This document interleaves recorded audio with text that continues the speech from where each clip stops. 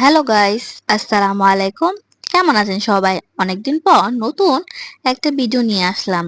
কে কোথা থেকে ভিডিওটা দেখছেন কমেন্ট করে জানাতে ভুলবেন না কিন্তু। লাস্ট কয়েকদিনের বৃষ্টির জন্য আমি একদমই অলস জীবন পার করছি। একদিন না, বেশ কয়েকদিন ধরেই। যেহেতু বৃষ্টি তো বেশ কয়েকদিন ধরেই চলছে, থামার তার নামই নেই। কি বৃষ্টি এখন ভালো লাগছে না আপনাদের? বেশ গরমের ভেতর যখন ছিলাম তখন আমরা সবাই ভেবেছি কখন বৃষ্টি হবে, কখন বৃষ্টি হবে। আর এখন যখন একটানা বৃষ্টি পড়তেছে তখন আমরা চিন্তা করছি কখন বা কবে রোদ উঠবে, বৃষ্টি থামবে। একদমই এই স্যাঁতস্যাঁতে ভাবটা আর ভালো লাগছে না। কি তাই তো? আসলে এটাই সত্যি যে কোনো কিছুই অতিরিক্ত ভালো লাগে না। আর আজ আমাদের ঝিনেদা কালীগঞ্জ এদিকে বেশ রোদ উঠেছে।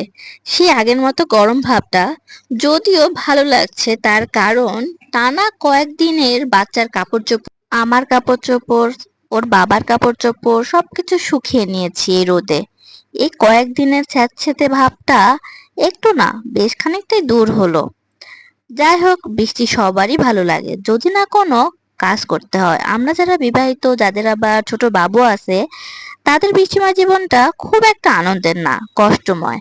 কারণ বাবুর জামা শুকানো, তার বাইরে ঘুরতে যাওয়া, মানে বৃষ্টির জন্য বাধা সৃষ্টি হওয়া, তাদের বায়না কান্নাকাটি, আবার তাদের নানান বায়না, এটা খাবো সেটা খাবো, নুডলস রান্না করে দাও, চিপস ভেজে দাও, এসব করতে করতেই আমার বৃষ্টির দিনগুলো পার করেছি।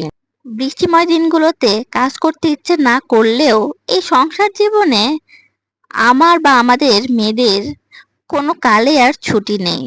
আর তাই সমস্ত অলসতা দূর করে সংসারের কাজে লেগে পড়েছি। সকালে অনেক জামা কাপড় ধুলাম, সেগুলো শুকিয়ে নিলাম রোদে।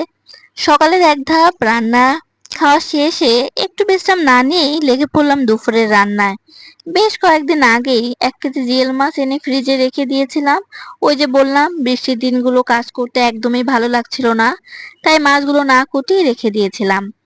আর যখন আমার শাশুড়ি মা কচুরমুখী সুন্দর করে কুটছিল, তখন আমি বেশি না, অল্প কয়টা জিওল মাছ কুটে ধুয়ে পরিষ্কার করে রান্না করে নিয়েছি দুপুরে। আর বাকি মাছটা আমার শাশুড়ি মা সুন্দর করে কুটে ধুয়ে ফ্রিজে রেখে দিয়েছে। অনেক কথা বললাম, আর কথা বলতে বলতে আমার রান্নাটাও শেষ হয়ে গেছে। সত্যি বলতে, জিওল মাছ দিয়ে আর আমাদের ক্ষেতেরই কচুরমুখী রান্নাটা বেশ মজা হয়েছিল। যাই হোক, অনেক কথা বললাম। যারা যারা এতক্ষণ আমার ভিডিওটা দেখছেন সবাইকে অসংখ্য ধন্যবাদ। আমার ভিডিওতে একটু কমেন্ট করবেন, ভালো লাগলে শেয়ার করে দিবেন। সবাইকে অনেক ধন্যবাদ।